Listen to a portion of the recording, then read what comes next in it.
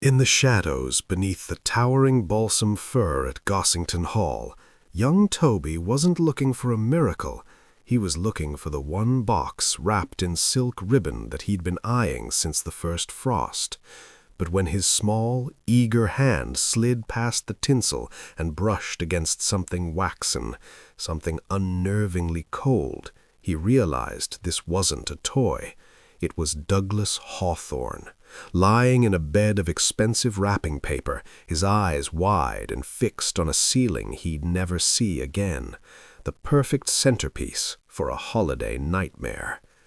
The doctor calls it a heart attack, the guests call it a tragedy, but in a room full of the town's elite, the smallest details are screaming murder. Why are there fresh pine needles from the very top of a 14-foot tree clinging to the shoulder of a man who supposedly collapsed on the floor? And why are his glasses sitting 10 feet away on a tea tray, folded with a precision that a dying man simply doesn't possess? Someone didn't just kill Douglas Hawthorne, they choreographed his end.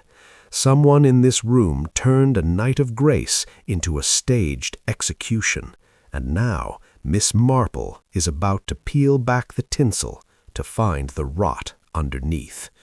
Welcome to the Christmas tree's sacrifice. Keep your friends close and your secrets closer. The investigation begins now. No child should open.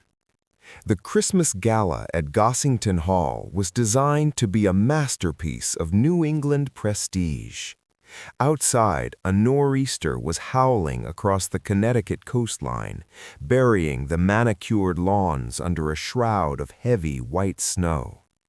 Inside, the air was thick with the scent of expensive bourbon, wood smoke, and the kind of forced cheer that only the wealthy can afford. At the center of the grand foyer stood the crown jewel, a 14-foot balsam fir draped in vintage glass ornaments and glowing with 1,000 flickering amber lights. Beneath its heavy, fragrant branches lay a literal mountain of wealth, boxes wrapped in imported silk, tied with velvet bows, and stacked high enough to hide a secret. Young Toby, the son of the estate's groundskeeper, didn't care about the stiff tuxedos and the clinking of crystal flutes. His world had shrunk to a single point of interest, a small silver-wrapped box tucked deep into the dark hollow beneath the tree's lowest boughs. It was the spot where the light didn't reach, a cave of pine-scented shadows. Toby dropped to his knees, his corduroy pants sinking into the plush Persian rug.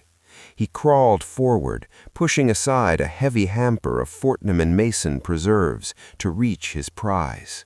It was dark under there, the air cool and smelling of damp earth and sap. His hand darted out, expecting the sharp corner of a cardboard of mercy. Toby's scream acted like a jagged blade, slicing through the last remaining threads of high society elegance. The crowd surrounding the towering Christmas tree recoiled, their breath catching in the chilled air of the grand hall. Women in silk satin gowns pressed lace handkerchiefs to their mouths to stifle cries, while the men stood frozen. Their eyes were locked onto Douglas Hawthorne's waxen hands protruding from beneath the evergreen boughs like pale, discarded mannequins. "Move back! Give him some air!" Dr. Haydock's sharp command broke the suffocating silence. He pushed through the onlookers and knelt beside the body. Haydock was a man of stern features but a reliable hand. His fingers moved practiced and quick, checking the carotid pulse before pressing his ear to a chest that no longer rose. The entire room held its breath. The only sounds were the snapping of logs in the massive stone fireplace and the wind whistling against the window panes like a low, mournful sigh. After a minute that felt like an eternity, Haydock stood up, slowly brushing the dust from the knees of his trousers. He looked around at the faces staring back, faces desperate for an explanation, or more accurately, for comfort.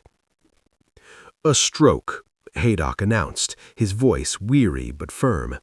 Douglas's heart finally gave out. The excitement of the gala, combined with his chronic high blood pressure, it was just too much. It's a tragedy, but a natural one. Tonight he fell into a final sleep in the setting he loved most. A wave of invisible relief washed over the Gossington estate. Human beings have a natural instinct to cling to the least painful explanation. If it was a heart attack, they could be sad, they could mourn, but they didn't have to be afraid. They didn't have to look at the person standing next to them and wonder if the hand holding a champagne flute had just snuffed out a life. Mrs. Bantry, the mistress of the house, clutched her handkerchief, her eyes welling up.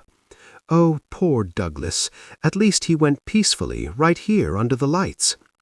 But amidst the murmurs of sympathy and the nodding heads, one small figure remained motionless. Jane Marple stood a few paces back. Her pale blue eyes weren't fixed on Douglas's ashen face. Instead, she was intensely focused on something tucked near the base of the tree. She didn't believe in peaceful endings.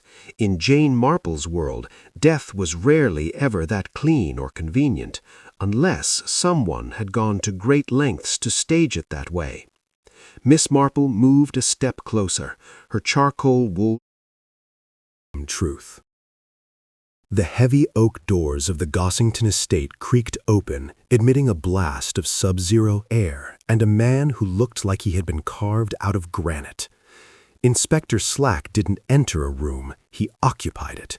He shook his heavy wool overcoat, sending a spray of New England slush onto the polished hardwood floors, his eyes scanning the grand hall with the weary cynicism of a man who had seen too many unfortunate accidents on holiday weekends. To the wealthy guests huddled near the fireplace, Slack was a necessary intrusion, a blue-collar blot on their silk and velvet evening. To Slack, the guests were merely a collection of inconveniences standing between him and a warm bed. "All right, clear a path," Slack barked, his voice raspy from years of cheap coffee and precinct shouting matches. He approached the tree, where Dr. Haydock was already packing his medical bag. "Doc, tell me this is as simple as it looks. My wife has a turkey in the oven, and I've got 3 miles of unplowed road between here and home." Dr. Haydock gave a curt professional nod. "Heart failure, Inspector. Douglas Hawthorne was 64, carried 40 pounds of extra weight, and lived on a diet of stress and scotch. The excitement of the gala was the final straw. It's a closed book." Slack grunted, pulled a small notepad from his breast pocket, and began to scribble. "Natural causes. No signs of a struggle. Good. I'll have the coroner pick him up in the morning when the plow gets through. Everyone stays put until I get a few statements, then we can all pretend this night didn't end with a body under the mistletoe." The tension in the room plummeted. A few men reached for their discarded drinks. A woman began to hum a nervous tune. The machine of high society was beginning to grind back into motion, ready to bury the memory of Douglas Hawthorne under a fresh layer of social decorum. But then a soft, persistent cough broke the inspector's rhythm. "Inspector Slack, if I might have just a moment of your time, it's rather urgent, I'm afraid." Slack closed his notepad with a snap that sounded like a pistol shot. He didn't even have to look up to know who it was. Jane Marple. The woman was a thorn in his side, a persistent amateur who insisted on seeing wolves where there were only sheep. "Miss Marple," Slack sighed, turning to face the small, white-haired woman in the charcoal shawl. "Unless you've found the North Pole on the back lawn, I really think the doctor has this under control. It's a heart attack, plain and simple." Miss Marple didn't flinch. She stepped closer, her voice dropping to a confidential whisper that nevertheless carried the weight of a judge's gavel. "Inspector, nature is often chaotic, but human beings are compulsively tidy even in their darkest moments. Would you come with me to the tea table?" Reluctantly, like a man being led to his own execution, Slack followed her to the corner of the room. She pointed a delicate gloved finger at the gold-rimmed spectacles sitting on the silver tray. "Douglas Hawthorne's glasses," she said softly. "Note the positioning, Inspector. Folded perfectly, placed exactly in the center of the tray. Now, I knew Mr. Hawthorne. He was a man of nervous habits. He never went anywhere without those glasses. He was practically blind without them. So he took 'em off because he felt a dizzy spell coming on. Sensible. Is it?" Miss Marple's eyes sharpened, flashing with a sudden predatory intelligence. "If you were clutching your chest, gasping for your very life, would you—" And the staged tableau. The silence that followed Miss Marple's declaration was heavier than the snow piling up against the mansion's French doors. Inspector Slack stood motionless, his gaze flickering between the folded spectacles and the frozen, wide-eyed stare of the man beneath the balsam fir. He was a man who preferred a simple world where criminals were messy and motives were plain. But looking at Douglas Hawthorne now, he felt the uncomfortable prickle of a theatrical production, one where he was being forced to play the lead investigator in a play he hadn't rehearsed. "Staged," Slack repeated, the word tasting like ash in his mouth. He stepped back toward the body, moving with a newfound heavy-footed caution. "You're saying someone killed him, hauled him in here like a bag of coal, and tucked him under the tree for a grand reveal?" "I am saying," Miss Marple replied, her voice as steady as the ticking of the grandfather clock in a hallway, "that death is rarely so poetic, Inspector. Mr. Hawthorne was a man of immense vanity. He would never have been found without his glasses unless they had been removed for him. And he certainly wouldn't have been found with the needles of a top-shelf branch on his shoulder unless he had been moved by someone who had been brushing against the higher reaches of this very tree." She moved toward the base of the tree, her eyes tracking a path on the Persian rug that no one else seemed to see. She knelt, a slow, deliberate movement that made Slack wince at the thought of her old joints, and pointed to a glint of silver buried in the deep crimson pile of the carpet. "Look here, Inspector, the first red flag I mentioned, this shattered ornament." Slack leaned in. It was a vintage silver ball, once a perfect sphere, now a jagged nest of shards. Most people would have assumed it fell when Hawthorne collapsed, but Miss Marple wasn't most people. "If this had fallen," she mused, "it would have shattered outward, but these shards are driven into the rug, and there is a faint, almost invisible smear of red on the largest piece. It isn't just blood, Inspector. It's a mixture of blood and something heavier, perhaps a wax or a cleaning solvent. Someone didn't just drop this. Someone used a heavy, weighted object to strike a blow, and this ornament was the collateral damage, caught between the weapon and the victim." Slack felt a bead of sweat roll down his temple, despite the drafty hall. "So the heart attack?" she interrupted gently, "a convenient mask. A blow to the carotid sinus or a specific pressure point can mimic heart failure perfectly to a hurried eye. Dr. Haydock saw what he expected to see, an old, stressed man giving out under the pressure of a gala. He didn't see the theater." She stood up, smoothing her charcoal shawl.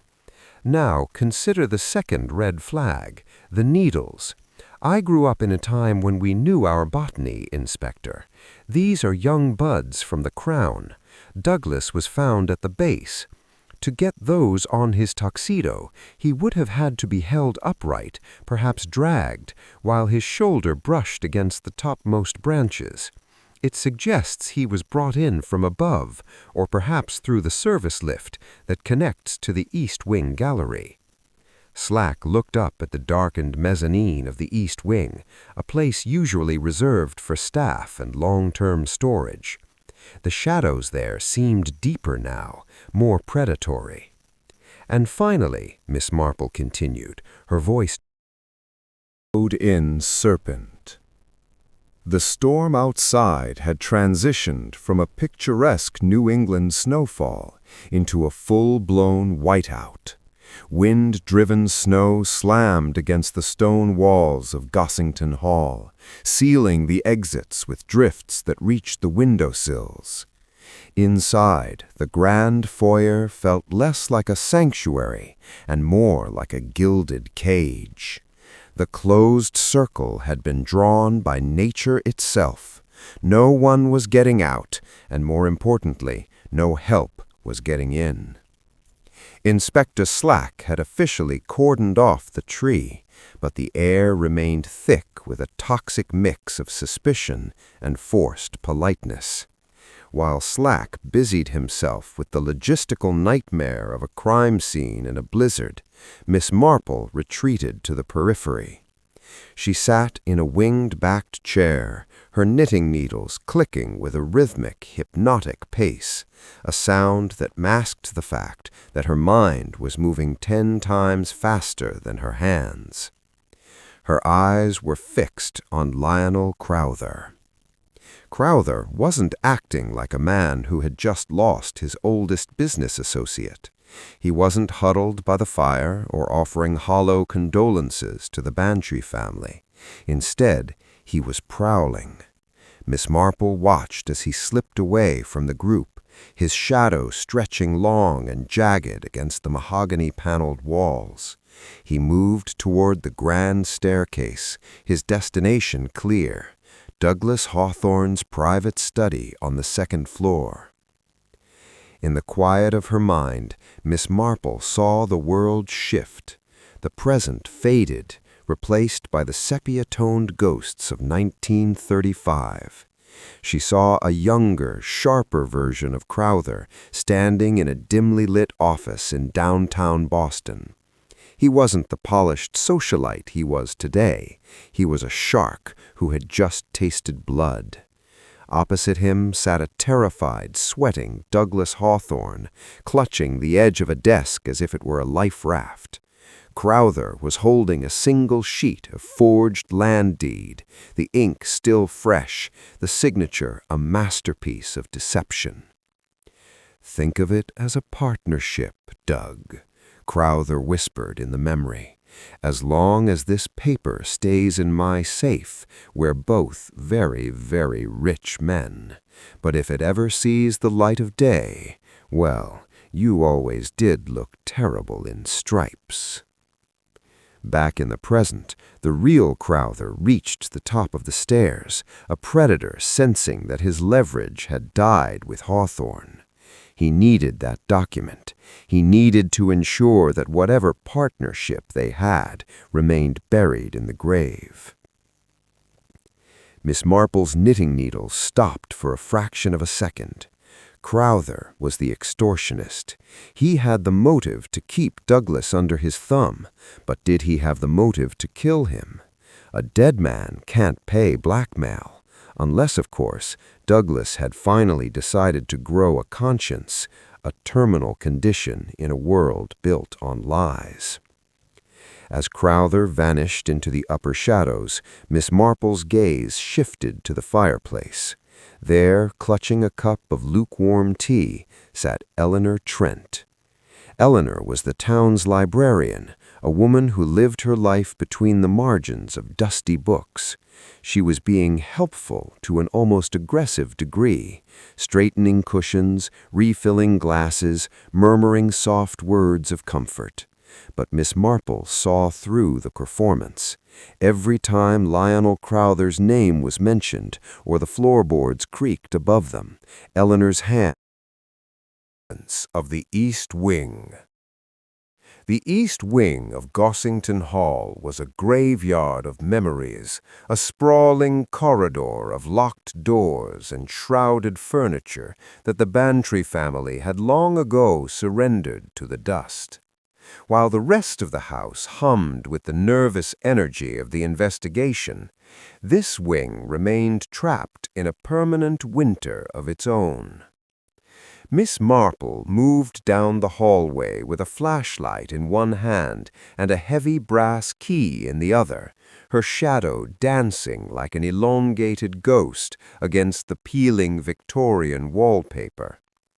Beside her, Dolly Bantry clutched her cardigan tight, her breath hitching every time a floorboard groaned beneath them.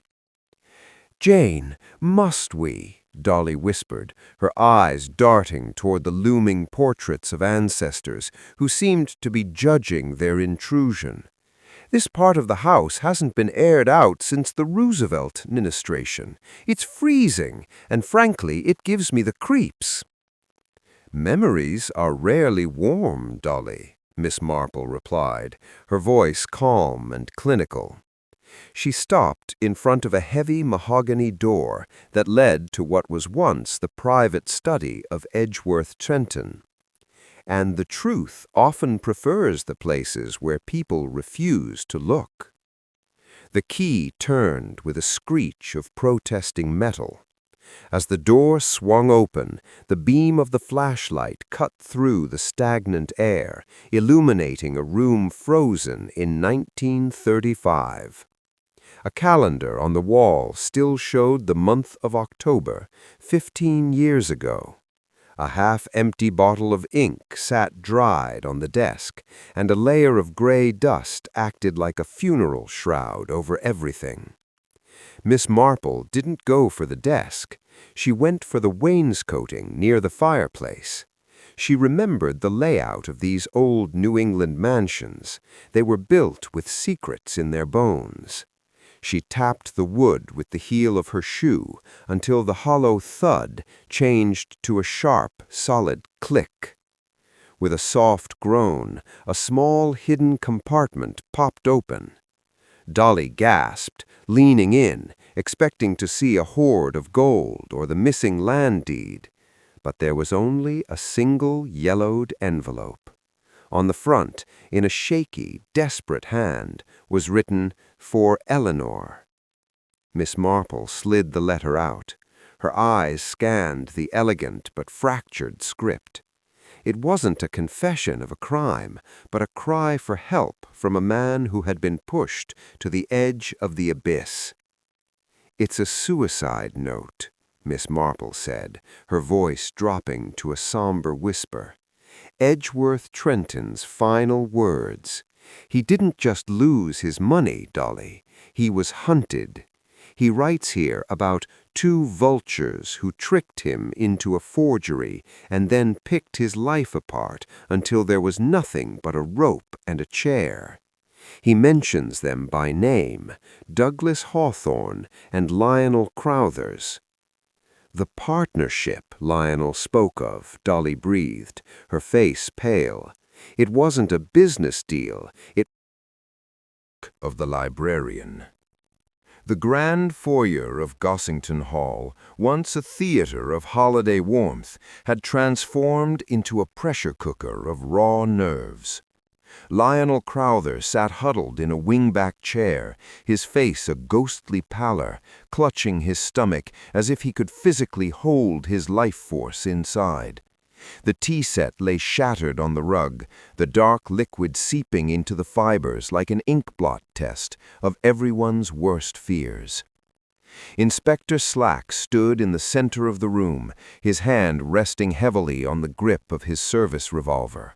He wasn't just a policeman anymore, he was a warden. "I told you all to stay put," Slack growled, his voice vibrating with a dangerous edge.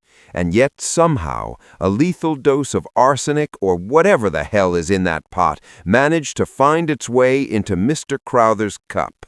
From this moment on, nobody breathes without my permission." Miss Marple watched the scene from the shadows of the hallway, her fingers brushing the brittle paper of the suicide note in her pocket. Her gaze was not on the shouting inspector or the groaning Crowther. It was on Eleanor Trent. The librarian was standing by the sideboard, her posture so rigid she looked like a statue carved from ice. She had clutched a linen napkin so tightly that her knuckles were bone white. She had been the one to distribute the saucers. She had been the one helping with the tea service. "Eleanor," Miss Marple said, softly, stepping into the light. The younger woman flinched as if she had been struck. She turned slowly, her eyes wide, darting toward Crowther and then back to Miss Marple. It's horrible, Jane. Who would do such a thing? After Douglas, and now this." "Fear is a powerful chemist, my dear. It can turn a librarian into a chemist, and a business partner into a hunted animal. You seem particularly distressed. Is it the poison, or is it the fact that Mr. Crowther is still breathing?" Eleanor's breath hitched. What a terrible thing to say. "Is it?" Miss Marple took a step closer, her voice dropping to a confidential, razor-sharp whisper. "I spent some time in the East Wing just now, Eleanor, in your father's old study. It's a very quiet place, but the walls have a way of whispering the names of those they've lost, names like Edgeworth Trenton." At the mention of her father's name, the mask Eleanor had worn all evening finally cracked. The trembling that Miss Marple had noticed earlier returned, but this time it wasn't just in her hands, it was a violent shudder that racked her entire frame. "My father was a good man," Eleanor hissed, her voice suddenly losing its soft, mousy quality. It was a jagged, hollow sound. "He was a builder. He believed in things that lasted. He didn't understand men like Douglas and Lionel, men who build their fortunes on paper lies and the blood of those too honest to fight back." "The two vultures," Miss Marple murmured, quoting the suicide note. Eleanor's eyes flashed with a sudden predatory fire. "Vultures don't just eat the dead, Jane. They circle. They wait for you to weaken. They watched him lose everything, this house, his reputation, his mind, and then they stood by and watched him put that rope around his neck." Across the room, Crowther let out a ragged cough, his paranoia reaching a pitch fever. "It was her!" he shrieked, pointing a trembling hand at Eleanor. "The girl! She's been looking at me all night like she wanted to carve my heart out. Slack, arrest her! She put something in the tea!" Slack turned his heavy gaze toward Eleanor, his eyes narrowing. "Is that true, Miss Trent? You were handling the tray." The cozy atmosphere was dead and buried. The room felt smaller, the walls closing in as the snow continued to pile up outside, sealing them in with a woman who had 15 years of bottled rage and a man who was terrified of the ghosts he created. Miss Marple watched Eleanor's face. The librarian didn't deny it. She didn't cry. She simply stood there, the trembling gone, replaced by a cold, terrifying stillness. The silent observer was no longer silent, and as the clock on the mantel struck the hour, Miss Marple realized that the poisoning wasn't the end of the killer's plan. It was merely the diversion for the final act. Of the rope. The air in the foyer had grown thick, not just with the smell of wood smoke and spilled Earl Grey, but with the cloying scent of a decades-old rot. Outside, the New England blizzard had reached a fever pitch, the wind screaming through the eaves of Gossington Hall like the ghosts Eleanor Trent had just summoned. Inside, the power flickered once, twice, casting long, rhythmic shadows across the faces of the assembled guests before the golden light of the chandeliers surged back, weaker than before. Lionel Crowther's was no longer the imposing tycoon who had arrived in a fur-lined coat. He was a man unraveling. He sat slumped in his chair, his eyes darting frantically toward the sideboard, where the poisoned tea still sat like a silent executioner.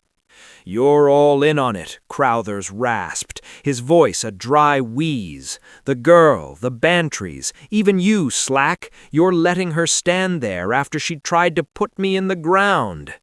Inspector Slack didn't move. He kept his eyes on Eleanor, but his mind was clearly racing. The Miss Marple suicide note Miss Marple had produced was a game changer. It transformed a simple heart attack into a revenge plot with 15 years of momentum. "The girl didn't kill Douglas," Miss Marple stated, her voice cutting through Crowther's hysterics with the precision of a surgeon. "And I suspect, Mr. Crowthers, she truly didn't intend to kill you either, not with arsenic. If Eleanor Trent wanted you dead, she has had 1,000 opportunities, as the village librarian, to find a substance much more subtle than a smoking cup of tea." Crowthers blinked, his confusion momentarily overriding his fear. "Then why? Look at the cup. The rug is practically melting." A diversion, a loud, terrifying diversion meant to narrow our focus. While we were all watching you choke, someone was free to finish what they started in 1935. Someone was free to find the one thing Douglas Hawthorne died trying to protect. Miss Marple turned to Eleanor. The librarian's fury had settled into a grim, hollow shell. "Your father, Edgeworth Trenton, was a master of architectural drafts, but he wasn't a man of business. In 1935, when the Great Depression was still clawing at the throat of this country, he needed capital to keep this estate. He went to Douglas and Lionel. They gave him the money, yes, but they also gave him a pen. They forced him to forge the land deeds for the Valley properties," Miss Marple continued, the pieces of the puzzle clicking into place. "It was a brilliant, wicked trap.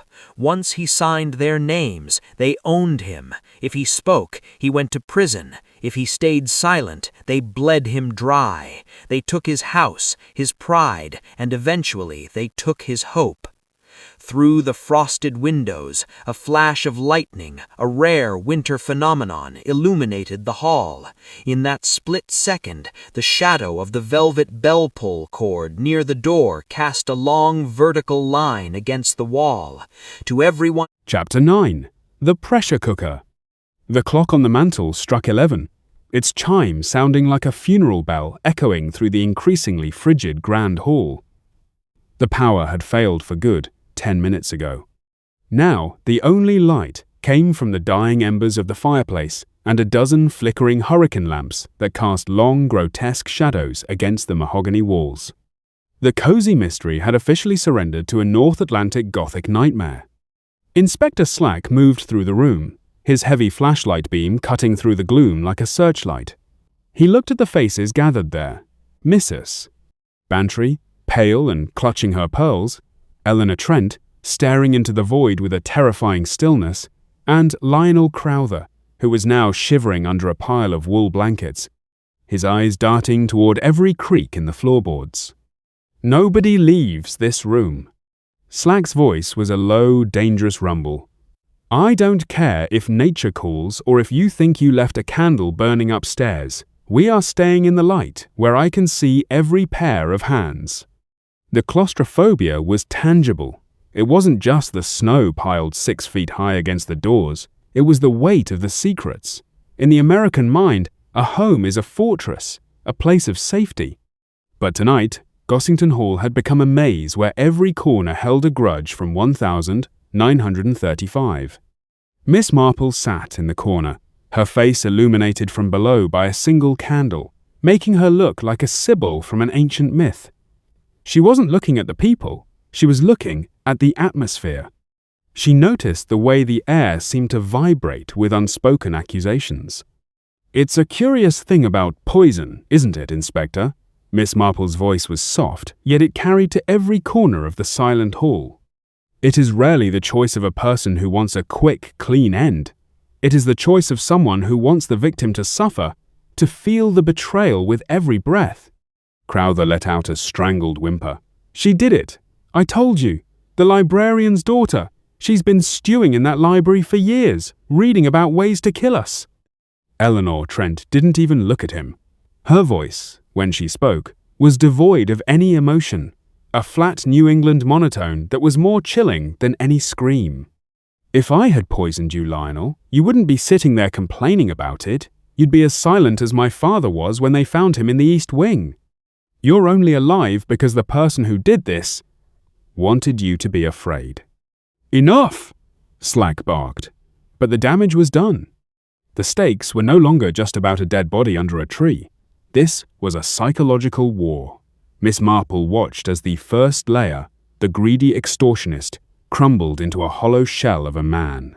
She watched the second layer, the silent, vengeful observer, harden into something impenetrable. But there was a third layer. There was the person who had moved the body, the person who had used the young, sap-heavy pine needles from the top of the tree, the person who had the strength to haul Douglas Hawthorne through the hidden service lifts of the mansion. Miss Marple's mind drifted back to the shattered silver ornament. She realized that the accident with the tea wasn't just a diversion for the guests, it was a test. A test to see who would crack first under the pressure of the snow-in. "Dolly," Miss Marple whispered to Mrs. Bantry, who was sitting beside her. "Do you remember the old laundry lift, the one that runs from the East Wing gallery down to the service pantry behind the Christmas tree?"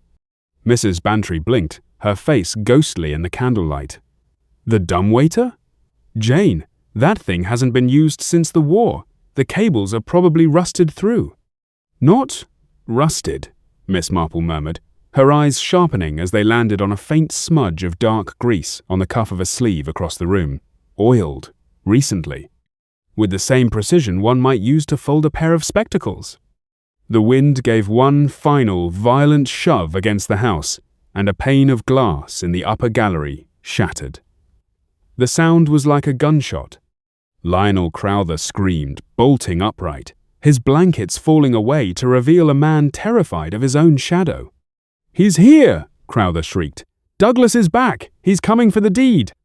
In that moment of pure, unadulterated terror, the mask of the evening fell away entirely. The closed circle was tightening. Miss Marple stood up, her small frame casting a shadow that seemed to loom over the entire room. "The ghosts aren't coming for the deed, Lionel," she said, her voice dropping to a register that commanded the room. "They're already here, and they've been waiting 15 years for you to look them in the eye." She turned to Slack. "Inspector, I believe it's time we went to the pantry. I think we'll find that the vultures aren't the only ones who know how to use the secrets of this house." Feast. The storm had stopped screaming. In its place was a silence so heavy it felt like it was pressing the very air out of Gossington Hall. The grand foyer was no longer a room. It was a lifeboat lost at sea, lit only by the dying orange pulse of the embers and a few flickering hurricane lamps. Lionel Crowther was a broken man. He sat wrapped in a heavy wool blanket, his face a ghostly mask of sweat and paranoia. Every time the house groaned under the weight of the snow, he flinched, his eyes darting toward the darkness of the mezzanine. "You're all looking at me," Crowther rasped, his voice a dry wheeze that echoed off the cold stone walls. "You think I'm the monster, but Douglas was the one who wanted to break the pact. He was the weak one. He couldn't live with the silence anymore." Inspector Slack stood by the fireplace, his shadow looming 10 feet tall against the wall. He didn't look like a man in control. He looked like a hunter who had realized the tiger was already inside the cage. He turned his heavy gaze toward Eleanor Trent, who was sitting perfectly still, her hands finally steady, resting in her lap like 2 marble stones. "The girl didn't poison you, Crowther," Inspector Slack said, his voice dropping into a low, dangerous register. "That tea, that was a bell, a dinner bell. Someone wanted us all looking at you while they finished the real work." Miss Marple stood at the edge of the light, her face partially obscured by the brim of her shawl. She reached into her pocket and pulled out the brittle, yellowed suicide note they had recovered from the East Wing. "The original sin in 1935, Miss Marple began, her voice soft but carrying an undeniable authority. Edgeworth Trenton didn't just lose his money, he lost his soul to two men who saw a desperate architect as a fountain of easy wealth.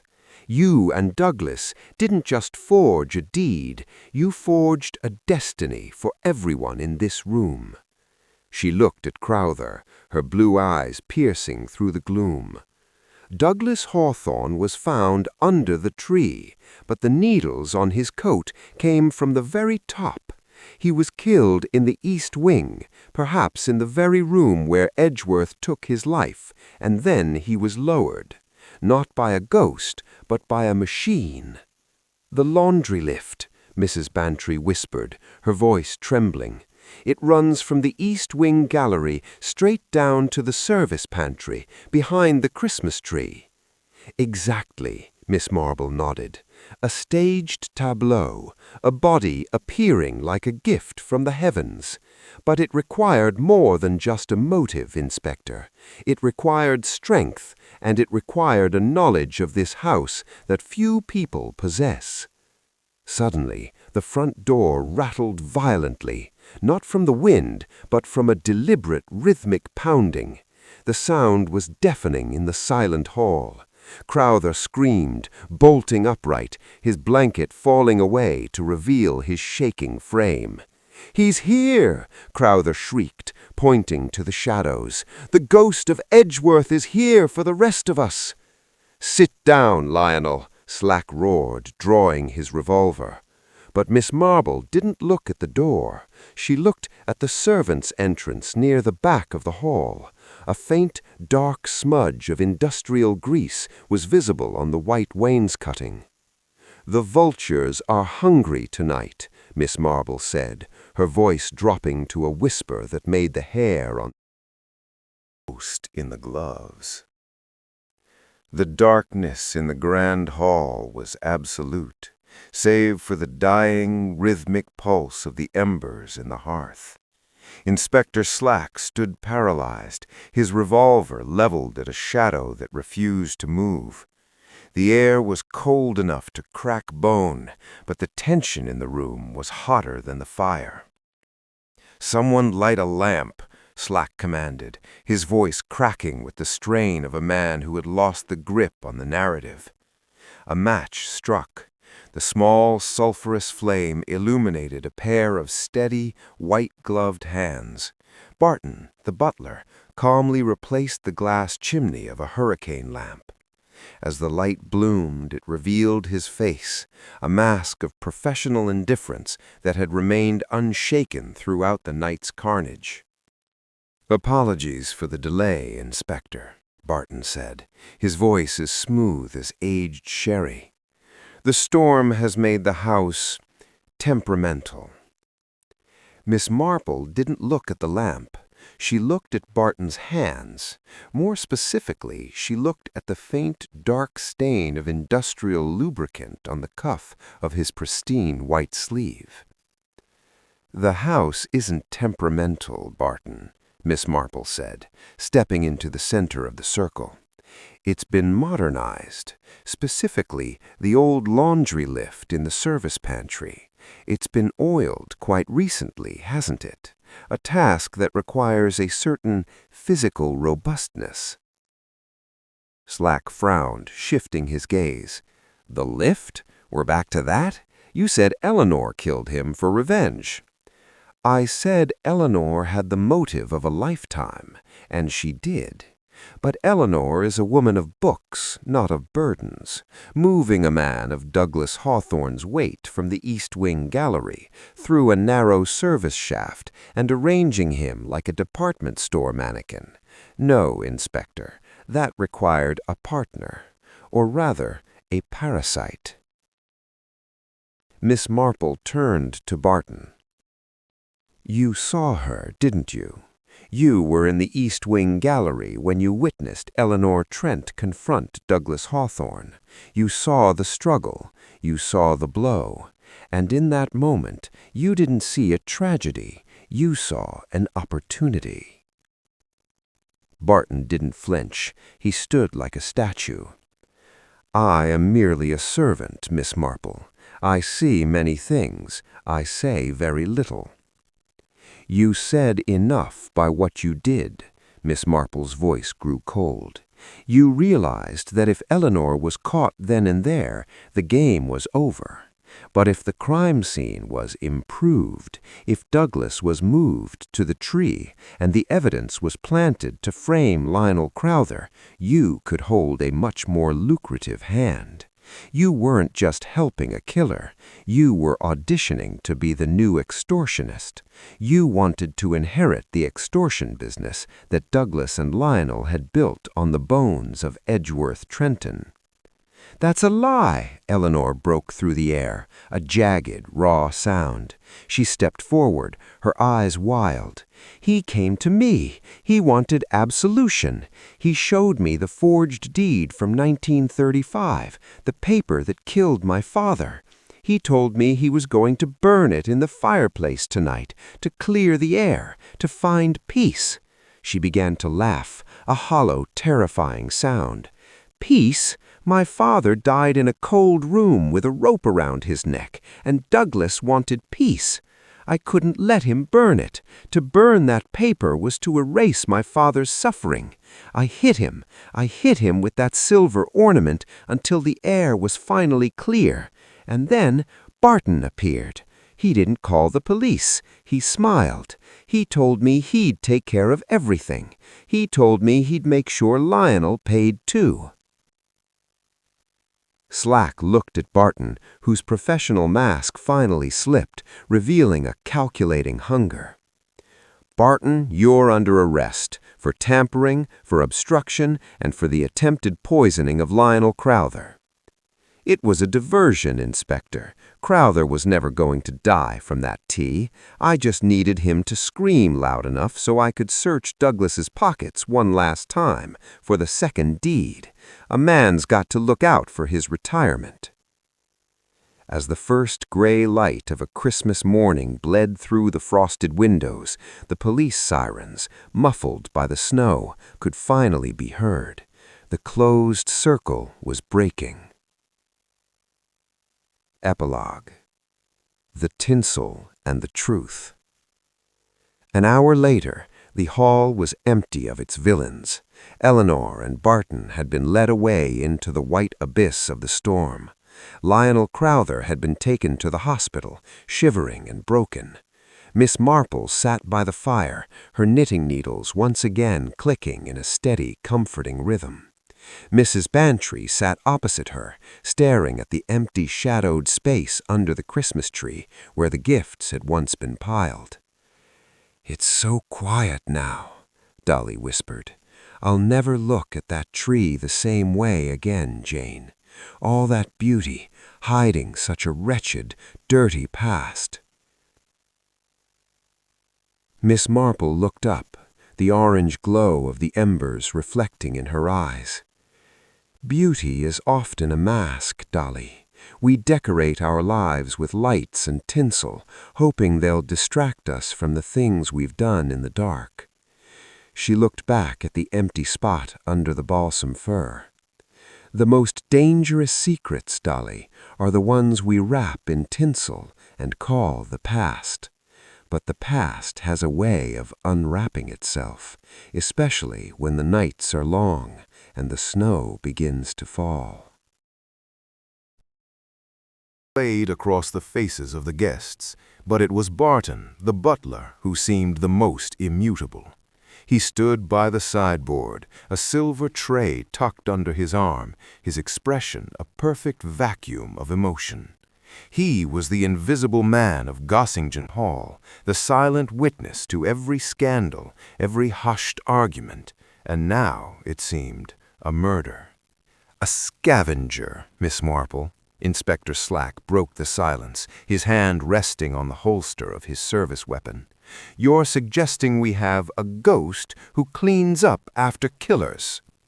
"I am suggesting," Miss Marple said, her voice dropping an octave, "that we have a man who understands that in a house of secrets, information is the most valuable currency of all. A man who saw a tragedy and immediately began calculating the interest." She stepped toward Barton. The butler didn't move, but the light reflected off his polished buttons like cold, unblinking eyes. "Barton," she began, "you have been a marvel of efficiency tonight. You've served tea, cleared glass, and maintained the illusion of order. But you were a little too efficient in the East Wing. You see, when the laundry lift was lowered, it left a trace, a faint dark smudge of industrial grease on a pair of pristine white gloves." Barton's fingers twitched against the silver tray. The lift hadn't been used in years, but tonight it moved like a well-oiled machine. Someone took the time to grease those gears earlier this week. Someone who knew Douglas Hawthorne was coming to this house to burn the 1935 forgery. Someone who realized that if Douglas Hawthorne died, the secret of that forgery didn't have to die with him. It could simply change hands. "I am a servant of this house, Miss Marple," Barton said, his voice a smooth, icy baritone. "I maintain the property. Oiling a lift is hardly a confession of a crime. Oiling it is maintenance, but using it to transport a corpse is theater. You didn't kill Douglas Hawthorne, Barton. You lack the desperate, ragged heat of the rage that ended his life, but you were there. You were in the shadows of the East Wing gallery when Eleanor Trent confronted him. You watched her strike the blow, and instead of calling for the inspector, you stepped out from behind the curtain and offered her a solution." The room felt as though the oxygen had been sucked out of it. Eleanor Trent let out a soft, broken whimper, her eyes fixed on Barton in a mix of horror and dawning realization. "You framed the scene," Miss Marple said, her gaze pinning Barton to the wall. "You moved the body to the tree to ensure the investigation would be public, messy, and focused on the vultures, Douglas and Lionel. You folded Douglas's glasses and placed them on that tray with the obsessive neatness of a professional servant. Why? Because as long as Eleanor was under your thumb, and as long as Lionel Crowther was terrified of being framed, you were the one holding the leash. You weren't just a butler anymore. You were the new extortionist." A low, guttural snarl escaped Barton's lips, the mask of the perfect servant finally disintegrating. His posture shifted from stiff deference to a predatory crouch. "A man works 30 years in houses like this, watching fools like Hawthorne squander fortunes built on blood and lies. Why shouldn't I have a piece of it? Why should the vultures have all the meat?"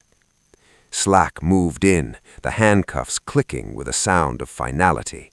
"Barton, you're under arrest for tampering with a crime scene and attempted extortion. And as for you, Miss Trent." He turned to the librarian, but Eleanor wasn't looking at the handcuffs. She was looking at the empty space beneath the tree, the fire in her eyes finally guttering out into a cold, dark ash. The silent partner had been unmasked, but the true climax was just beginning to stir in the broken heart of the girl who had waited 15 years for this night. And the truth. The first light of Christmas morning did not break over the horizon. It bled through the heavy gray clouds, a pale, sickly silver that turned the snow-covered grounds of Gossington Hall into a landscape of cold marble. Inside, the grand foyer felt hollow. The amber lights of the balsam fir had finally flickered out, leaving the tree looking like a skeletal remains of a celebration that had gone terribly wrong. Inspector Slack stood by the open French doors, his breath hitching in the frigid air as his deputies led Barton the butler toward the waiting patrol cars. Barton walked with a stiff, indignant pride, even in handcuffs, the scavenger who had almost become a king. But it was Eleanor Trent who drew every eye in the room. She sat on the edge of a velvet settee, her coat draped over her shoulders like a shroud. The fire in her eyes had been replaced by a vacant, haunting stare. As Slack approached her with the caution one might show a wounded animal, she began to speak, her voice a fragile whisper that carried further than any scream. "He wanted to burn it," Eleanor murmured, staring at the cold ashes in the hearth. "Douglas came to me in the gallery. He held that forged deed from 1935, the paper that had been a noose around my father's neck for 15 years. He said he couldn't hear the carols over the sound of his own conscience anymore. He wanted to burn the evidence to find peace." She let out a short, jagged laugh that died in her throat. "Peace? My father died in a room that smelled of dust and failure because of that man's greed. To burn that paper wasn't an act of mercy, it was an act of erasure. It was Douglas trying to pretend my father's suffering never happened. He wanted to walk away clean while I was still living in the wreckage." She looked up at Miss Marple, tears finally tracing lines through the pale dust on her cheeks. "I didn't plan it, Jane. I just saw the silver ornament on the pedestal, and suddenly I wasn't a librarian anymore. I was the rope. I was the debt. I hit him because I wanted him to feel the weight of every year we spent in the dark. And when Barton found me, I didn't care. I thought if I sacrificed Douglas under that tree, the world would finally